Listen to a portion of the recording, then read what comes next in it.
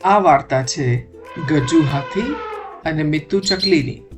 ઉનાળાની બપોરમાં બંને જણાએ નક્કી કર્યું કે ચલો આજે આપણે ઘરે બરફના ગોલા બનાવીએ.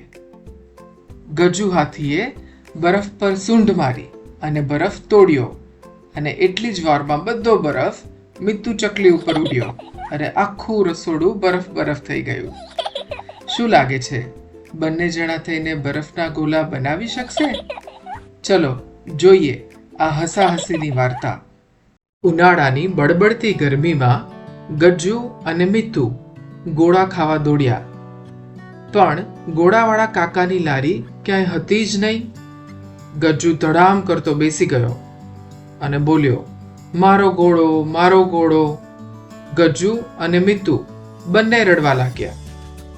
ગજ્જુ અને મિત્તુ ઘરે ગયા અને મિત્તુને એક વિચાર આવ્યો. અચાનક તેની આંખ ચમકી અને એણે કહ્યું, ગજ્જુ, આપણે ઘરે જ ગોળો બનાવીએ તો? ગજ્જુને પણ એ વાત ગમી અને કહ્યું, ઘરે ગોળો અને આપણે? મિત્તુએ કહ્યું, હા ચલ ટ્રાય કરીએ. બંને જણા બરફના ગોળા બનાવવા માટેની બધી સામગ્રીઓ ભેગી કરવા માંડ્યા. ગજ્જુએ સૂંઢથી બરફ તોડ્યો અને એટલી જ વારમાં ધડ કરીને બધો બરફ આખા રસોડામાં ઉડ્યો અને મિત્તુ ચકલી ઉપર ઉડ્યો. મિત્તુ ચકલી આખી બરફથી ઢંકાઈ ગઈ અને ફક્ત એની ચાંચ જ બહાર દેખાતી હતી. મિત્તુ ચકલી ધ્રુજતી હતી અને ગજ્જુ હાથી આશ્ચર્ય સાથે હસવા લાગ્યો. હવે તૂટેલો બરફ તૈયાર છે એક વાટકીમાં.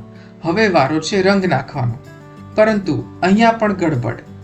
મિત્તુએ ખરા રંગની જગ્યાએ સ્કૂલમાં વાપરવાની શાહીનો રંગ બરફમાં નાખી દીધો અને જ્યારે ગજ્જુએ અને મિત્તુએ ચાખ્યો તો થુ છી, આ તો કલર છે જ નહીં, આ તો શાહી છે. અને બધા હસવા લાગ્યા. ઘણા બધા પ્રયત્નો પછી ફાઇનલી ગોળો તૈયાર થઈ ગયો. રંગબેરંગી કલરનો ઠંડો ગોળો તૈયાર છે. ગજ્જુએ અને મિત્તુએ ગોળો ચાખ્યો અને આંખ બંધ થઈ ગઈ અને કહ્યું, આહાહાહા, આ ગોળો તો આપણા ગોલાવાળા કાકા કરતા પણ સારો છે. મિત્તુ અને ગજ્જુ બંને ખુશ થઈ ગયા. મિત્રો, ગજ્જુ અને મિત્તુની વાર્તામાંથી શું શીખ્યા? ઘણી બધી વાર નિષ્ફળતા ગયા પછી પણ એમણે હાર ન માની, ધૈર્ય રાખ્યું અને ફરી કોશિશ કરી.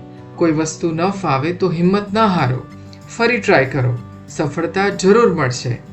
જો તમને આ વિડીયો સારો લાગ્યો હોય તો જલ્દીથી લાઈક, શેર અને સબસ્ક્રાઇબ કરી દો અમારી ચેનલ ચકી ચકી વાર્તાને.